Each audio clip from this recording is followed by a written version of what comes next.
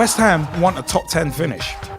They want more than that. From May 20th, 2014, Sam Allardyce will still be the manager of West Ham next season, but the club's board has demanded more attacking football and a top 10 finish in the league. Despite finishing a respectable 13th in the Premier League table, some reports had suggested the 59-year-old was facing the axe after 3 years in charge. He was summoned to a meeting at West Ham co-owner David Sullivan's house in Essex last week, where he put forward his case to keep hold of the reins next season. Allardyce clearly impressed the board with his vision, and the statement on the club's website revealed the manager had agreed to recruit a new attacking coach, along with an overhaul of the scouting and recruitment operation, although he faces demands for more entertainment and a top 10 place in the top flight. On the back of constructive and lengthy and detailed talks between Allardyce and the board, the club's statement on Tuesday afternoon read, the club's direction, values and philosophy and the positive way forward for next season has been agreed. After listening to feedback from supporters, the board have insisted on improvements to the setup of the playing and backroom staff to ensure the team provides more entertainment next season. The board will once again be investing considerable funds into the club this summer. The club have made clear that they want to see progression on the pitch and at least a top 10 finish as a result. Allardyce took charge of the Hammers in 2011 and immediately steered them back to the top flight, but some fans have never warmed to his playing style and jeered after their home win over 10-man Hull City in March. You know what, yeah? See, this is the one thing. This is the one thing that annoys me.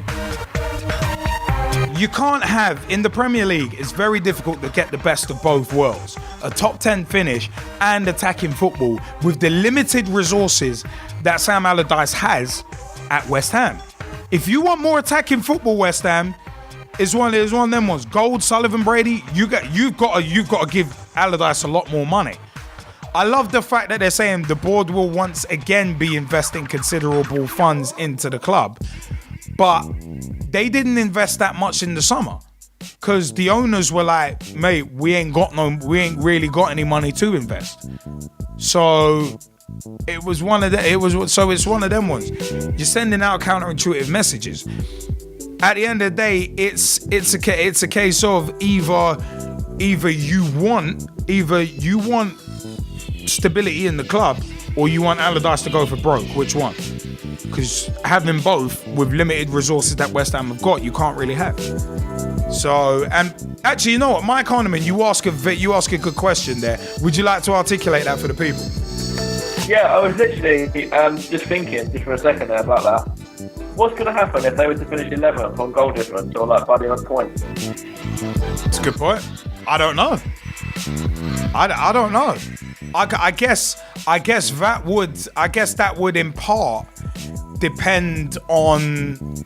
I guess it would depend on how attacking the brand of football is. Maybe, I don't know. This is just me guessing, but it may also depend on how much money Allardyce spends.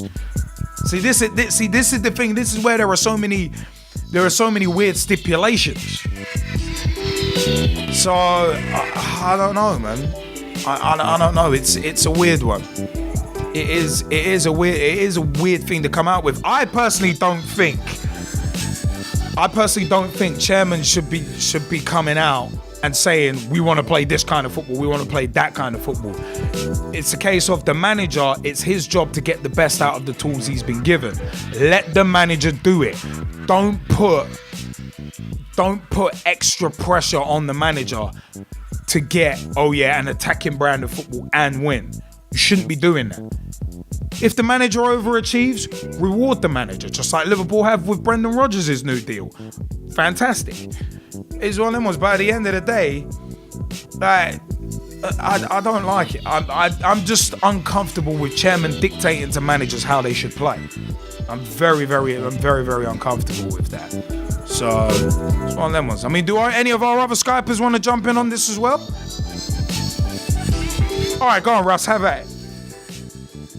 Yeah, I was thinking as well as, like Max just said, if we finish 11th on goal difference or whatever, what's going to happen? Because for me, like I've just said, Charlton West Ham will finish probably 15th next season. I know they didn't do that good this season, but if they manage with Joe Cole being released, I thought he might have maybe more experience to play there next season.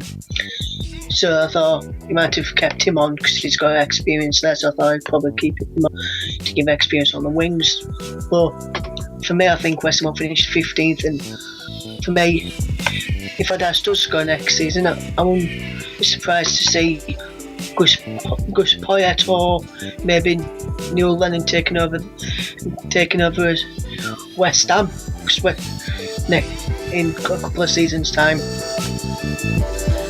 Well, I don't know if I'd make that sort of leap in terms of speculation, because that's where rumours start, and of course we're not about rumours here. But the fact of the matter is, it's a case of, all right, they want Gold and Sullivan, the owners want more attacking football, but how long are they going to give Allardyce? That's, I think, the main question that needs to be asked. So it's one of them. But Mike Harneman, what you put in the Skype chat was quite interesting. Would you like to articulate that for the people? Yeah, it's kind of they're trying to make it a bit like Football Manager, the game. It's basically, if you're underperforming in that game, you'll get a message through saying, well, the chairman will give you a message saying, you know, if results don't pick up, then we'll have to relieve you of your duties, basically. And then, if you lose that next game, then you'll obviously get sacked, or, well, you would get sacked from the position. Yeah. But then it's one of them ones. That's a computer game. At the end of the day, computer games are real life. Yeah, some players can be brilliant on Football Manager, but crap in real life. But the fact of the matter is, Ross Vernon has said give till Christmas, and it's like, no, that's not long enough. I'm sorry, but if you want to change the philosophy of football, it took Barca like a decade to change their footballing philosophy. So you can't do that overnight.